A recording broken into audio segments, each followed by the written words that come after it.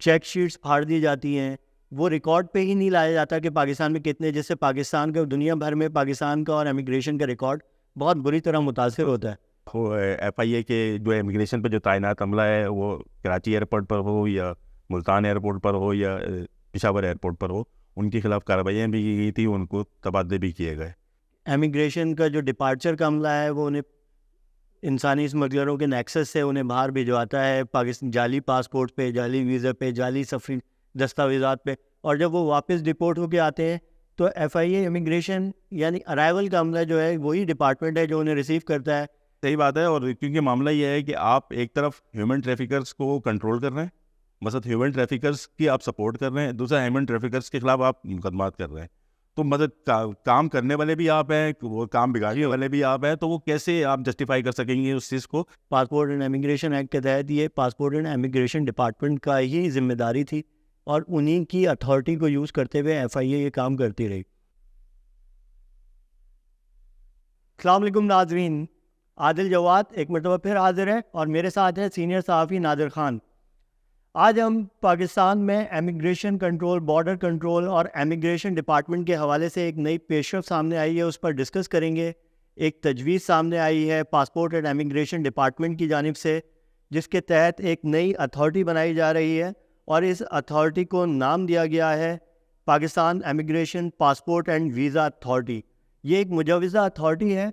جس کے قیام کا مقصد پاکستان میں بارڈر کنٹرول کے نظام کو بہتر کرنا، ہیومن اسمگلنگ کی روک تھام، پاکستانی پاسپورٹ کی دنیا میں گرتی ہوئی ویلیو کو بہتر کرنا ہے۔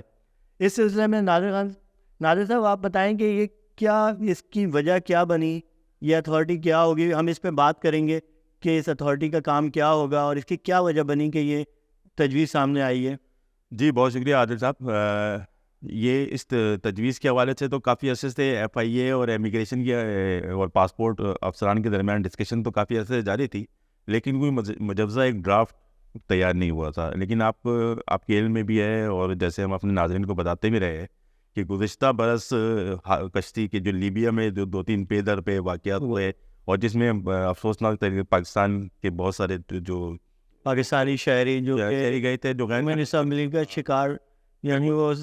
عام شہری تھے جو کہ ہیومن ٹریفکرز نے ان کو پیسے لے کے اور انہیں انتہائی خطرناک راستوں سے یورپ پہنچانے کے لیے، نہیں وہ پے در پہ واقعات ہوئے، اس میں قیمتی جانیں ضائع ہوئی۔ تو اس وقت جو سابق جو حکومت گزری ہے، وزیر اعظم شہباز شریف نے ایک کمیٹی تجویز دی تھی، جس نے پوری ایک اس کے اوپر فائنڈنگ رپورٹ دی تھی، اور جس میں پھر ہم نے یہ دیکھا بھی کہ پاسپورٹ ایف آئی اے کے جو امیگریشن پہ جو تعینات عملہ ہے وہ کراچی ایئرپورٹ پر ہو یا ملتان ایئرپورٹ پر ہو یا پشاور ایئرپورٹ پر ہو، ان کے خلاف کارروائیاں بھی کی گئی تھی، ان کو تبادلے بھی کیے گئے۔ تو اسی تجویز میں یہ ڈرافٹ بھی جو ہے تیار ہوا ہے، اور اس میں جو پاسپورٹ امیگریشن جو پاسپورٹ ڈی جی پاسپورٹ کی طرف سے جو ہے اس کی تجویز بھی پیش کی گئی ہے۔ لیکن اس پر متفق تو کیونکہ ہماری بھی جو بہت سارے ایف آئی اے کے افسران اور خود پاسپورٹ کے افسران سے بات چیت ہوئی ہے، تو اس حوالے سے وہ تجویز تو ان کی بہتر ہے کہ، اور وہ متفق بھی اس بات پر ہیں کہ امیگریشن اینڈ پاسپورٹ کا ایک علیحدہ سے ایک اتھارٹی بننی چاہیے جو ایف آئی اے سے نکلنی چاہیے، کیونکہ اس میں نقصانات جو ہے وہ پاکستانی پاسپورٹ کے ساتھ تو ہے ہی، لیکن ایک جو ہیومن ٹریفکرز کی جو ایک کانٹریکٹ جو بہت مضبوط بنے ہوئے ہیں اس کو، کیونکہ آپ یہ دیکھ رہے ہیں کہ ہم ماضی میں جتنے بھی واقعات اس طرح کے ہوئے ہیں، تو ایف آئی اے میں کبھی بھی آپ کسی بڑے ایک ہیومن ٹریفکرز کہ جس کو سزا ہو، کوئی ایک ریکارڈ کچھ بھی نہیں ہے۔ کتنے لوگ پاکستان سے باہر غیر قانونی طریقے سے، قانونی طریقے سے تو پھر ایک آئی بی ایم ایس کا ایک ڈیٹا بنا ہوا ہے تو آپ کی اس میں آتے، غیر قانونی طریقے سے جتنے پاکستانی باہر جاتے ہیں ان کا ڈیٹا مینٹین نہیں ہے آپ کے پاس کہیں پر بھی۔ اور دوسرا یہ کہ جو پاکستان واپس آتے ہیں، جو غیر قانونی طریقے سے جو کسی نہ کسی طرح نکل جاتے ہیں، پھر اس کے بعد ڈیپورٹ ہو کے آ جاتے ہیں واپس، پھر یا کسی نہ کسی طرح خود ہی واپس آ جاتے ہیں، آپ نے ان کا ڈیٹا مینٹین نہیں رکھا ہوا کہ ان کا ڈیٹا کیونکہ مینٹین نہیں کیا جاتا، کیونکہ اس میں جو ماضی میں اس طرح کی تحقیقات میں بھی، اور ایف آئی اے اپنے ہی افسران کے خلاف بعض اوقات بہت زیادہ جب پریشر آتا ہے تو ایف آئی آر بھی یہ ریکارڈ پہ ہے کہ ایف آئی اے امیگریشن کا جو ڈپارچر کا عملہ ہے وہ انہیں انسانی اسمگلروں کے نیکسس سے انہیں باہر بھجواتا ہے، پاکستان جعلی پاسپورٹ پہ، جعلی ویزا پہ، جعلی سفری دستاویزات پہ، اور جب وہ واپس ڈپورٹ ہو کے آتے ہیں تو ایف آئی اے امیگریشن یعنی ارائیول کا عملہ جو ہے وہی ڈپارٹمنٹ ہے جو انہیں ریسیو کرتا ہے۔ چیک شیٹس پھاڑ دی جاتی ہیں، وہ ریکارڈ پہ ہی نہیں لایا جاتا کہ پاکستان میں کتنے، جس سے پاکستان کا دنیا بھر میں پاکستان کا اور امیگریشن کا ریکارڈ بہت بری طرح متاثر ہوتا ہے. صحیح. لیکن وہ مسئلہ یہ ہے نا کہ آپ چلیں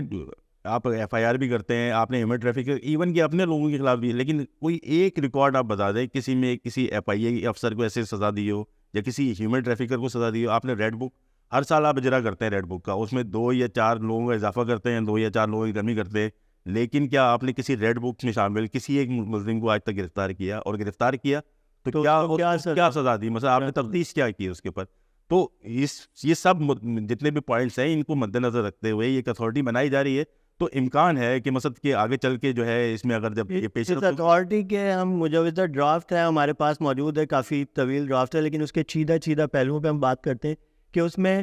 یہ اتھارٹی جو ہے بیسکلی ایک سسٹم ڈیولپ کرے گی پاکستان میں آنے والے اور پاکستان سے باہر جانے والے ملکی اور غیر ملکی شہریوں کا ایک ڈیٹا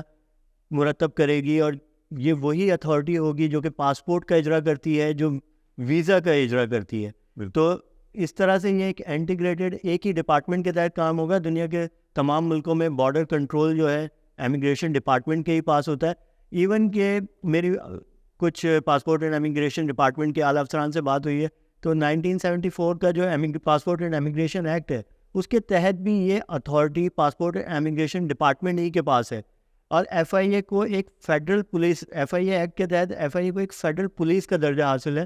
تو ایف آئی اے کے پاس تو یہ اختیار ہے کہ اگر کوئی بارڈر کنٹرول کی کوئی خلاف ورزی ہوتی ہے تو اس پہ جو قانونی کارروائی کرنے کا اختیار, لیکن F I a he border control کرے گی, یہ کہیں قانون میں موجود نہیں ہے. اور آج تک گزشتہ 40-50 سال سے یہ سسٹم اسی طرح چلا آ رہا ہے, جو کہ بہت ہی عجیب سی بات. بالکل صحیح بات ہے. اور کیونکہ معاملہ یہ ہے کہ آپ ایک طرف ہیومن ٹریفکرس کو کنٹرول کر رہے ہیں, مثلا ہیومن ٹریفکرس کی آپ سپورٹ کر رہے ہیں, دوسرا ہیومن ٹریفکرس کے خلاف آپ مقدمات کر رہے ہیں. تو مطلب کام کرنے والے بھی آپ ہیں, وہ کام بگاڑنے والے بھی آپ ہیں, تو وہ کیسے آپ جسٹیفائی کر سکیں گے اس چیز کو؟ اور دوسرا اسی کی وجہ سے یہی ویسے ہے کہ آج پاکستان کا پاسپورٹ جو ہے وہ صومالیہ اور افغانستان کے بعد آپ کا اتنی گزشتہ کئی سالوں سے انڈیکس 4-5 سالوں سے تو میں مانیٹر کر رہا ہوں کہ پاکستان کا پاسپورٹ دنیا کے بدترین پاسپورٹس میں صرف 2-3 ملکوں سے ہی بہتر ہے. بالکل, وہ بھی صومالیہ اور افغانستان جیسے ممالک سے بہتر ہے. تو آپ اس سے اندازہ لگا سکتے ہیں. اور ماضی میں بھی اگر آپ دیکھیں تو ایف آئی اے ایک سن 2000 میں جب اگر آپ کو یاد ہوگا کہ یہ جو ہیومن ٹریفک ایف آئی اے کے پاس جو بارڈر کنٹرول ہے یہ 70s میں لیٹ 70s میں جب ایف آئی اے کا اجرا ہوا, اس کے بعد اس سے پہلے یہ کام پولیس کی اسپیشل برانچ کے پاس ہوا کرتا تھا. اور جب ایف آئی اے کا ایک قائم ہوا اور ایف آئی اے بنی, اور اس کے بعد 74 میں یہ کام جو ہے ایف آئی اے کے سپورٹ کیا گیا بارڈر کنٹرول کا, جو کہ ایک عارضی وہ میک شپ وہ تھی ایک کہ فوری طور پہ انہیں دیا گیا کیونکہ وہ فیڈرل ادارہ تھا. لیکن یہ بنیادی طور پہ اس ایکٹ کے تحت پاسپورٹ اینڈ امیگریشن ایکٹ کے تحت یہ پاسپورٹ اینڈ امیگریشن ڈپارٹمنٹ کا ہی ذمہ داری تھی, اور انہیں کی اتھارٹی کو یوز کرتے ہوئے ایف آئی اے یہ کام کرتی رہی. بالکل صحیح کہہ رہے ہیں آپ. اور دوسرا یہ ہے کہ آپ اس چیز سے بھی اندازہ لگائیں کہ آپ بھی ماضی میں اور ابھی تک اس کی ایف آئی اے کی رپورٹنگ کرتے ہیں, ہم بھی یہی کام کر رہے ہیں کرتے تھے. اور ہمیں یہ اندازہ ہے کہ ایف آئی اے میں ڈیپوٹیشن پہ پولیس کے جو لوگ آتے ہیں یا کہیں سے بھی حملہ آتا ہے تو ان کی اولین خواہش یہ ہوتی ہے کہ ہمیں کسی طرح امیگریشن میں جو ہے وہ مل جائے. اور اس کی وجوہات کی وجہ ہے کہ وہ ایزی منی, اور پھر اس کے بعد پھر ان کا. لیکن ماضی میں یہ مختلف حکومتیں جو ہیں اس بارڈر کنٹرول کو بہتر کرنے کی کوشش کرتی رہیں. 80s سے اگر آپ دیکھیں تو پاکستان سے ہیومن اسمگلنگ کا کام شروع ہوا, جو کہ مڈل ایسٹ اور یورپی ممالک کو. اس کے بعد 90s میں یہ بہت زیادہ اپنے عروج پر پہنچا. ایک کریکٹر ہیں جو کہ مشرف دور میں, جب جنرل مشرف کی حکومت آئی تو اس دور میں نیب جب بنایا گیا تو سب سے پہلے ایک ایف آئی اے کے فارمر ڈپٹی ڈائریکٹر چودھری شریف تھے, جو کہ بڑے نامی گرامی, اور بعد میں وہ جو ہے مسلم لیگ کا ٹکٹ بھی انہیں دیا, لیکن وہ ایک بدقسمتی سے ایک حادثے میں جاں بحق ہو گئے. لیکن ان کے خلاف ایک کیس بنایا گیا اور وہ اس کیس میں ان کو سزا ہوئی, جس میں وہ جیل میں بھی رہے, کیونکہ اس دور میں بڑے پیمانے پہ انلیگل امیگرینٹ جو ہے پاکستان سے باہر گئے. اور اسی وقت پھر جنرل مشرف کے دور میں مشین ریڈیبل پاسپورٹ کا اجرا کیا گیا ویسٹرن ممالک کے دباؤ پر, جب 9/11 کے بعد. اور اسی کے ذریعے پھر ایک پائسس سسٹم لایا گیا, جو کہ یو ایس کمپنی کا تیار کردہ پائسس سسٹم تھا. اس سسٹم کے کافی عرصے تک چلتا رہا. پھر 8 اور 9 میں ایک نیا سسٹم لایا گیا جو کہ ہمارا انڈیجینیس سسٹم تھا, جس کو ہم نے IBMS کا نام دیا. اب IBMS 1 چلتا رہا, اب IBMS 2 لایا جا رہا ہے. لیکن یہ وہ سسٹم ہے کہ جو کہ پاسپورٹ اینڈ امیگریشن ڈپارٹمنٹ کے ساتھ ان کی کوئی کولیبریشن نہیں ہے, اور وہ جو ہے کہ آپ ہی جرم کرتے ہیں, آپ ہی سزا دیتے ہیں, آپ ہی ذمہ دار ہیں. تو یہ میرا خیال ہے اس وجہ سے بہت ہی مطلب کوشچنز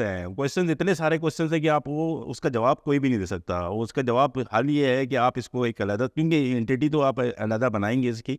تو ایک کچھ معاملہ ہے کہ اور یہ اتھارٹی ہوگی جو کہ انڈیپینڈنٹ اتھارٹی ہوگی, جس کے اندر گورنمنٹ کے بھی ڈائریکٹرز ہوں گے اور پرائیویٹ سیکٹر سے یعنی عام مختلف شعبہ زندگی سے تعلق رکھنے والے بھی ڈائریکٹرز ہوں گے. اور یہ وقت کی ضرورت ہے ایک انڈیپینڈنٹ ادارہ جو کہ خود اپنے فیصلے کر سکے اپنے فائنینشیل اور اپنی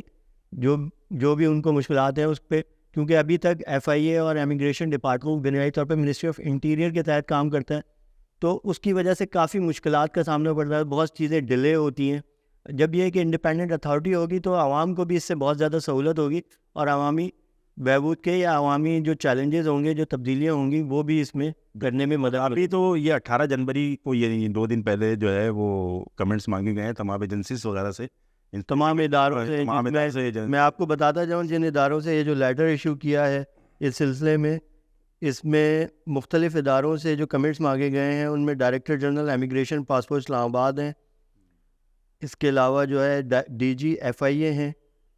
ان سے کمنٹس مانگے گئے ہیں. اس کے علاوہ جو ہے اس معاملے میں جو ہے منسٹری آف فائنینس ہے, چونکہ وہ ظاہر ہے اس کی فائنینس, وہ دیکھیں منسٹری آف انٹیریئر سے کمنٹس مانگے گئے ہیں, اور جو متعلقہ ادارے ہیں ان سے کمنٹس مانگے گئے ہیں. اور جب یہ کمنٹس آئیں گے اور اس کے بعد ہی اس کے بعد فیڈرل کیبنٹ اس پہ فیصلہ کرے گی کہ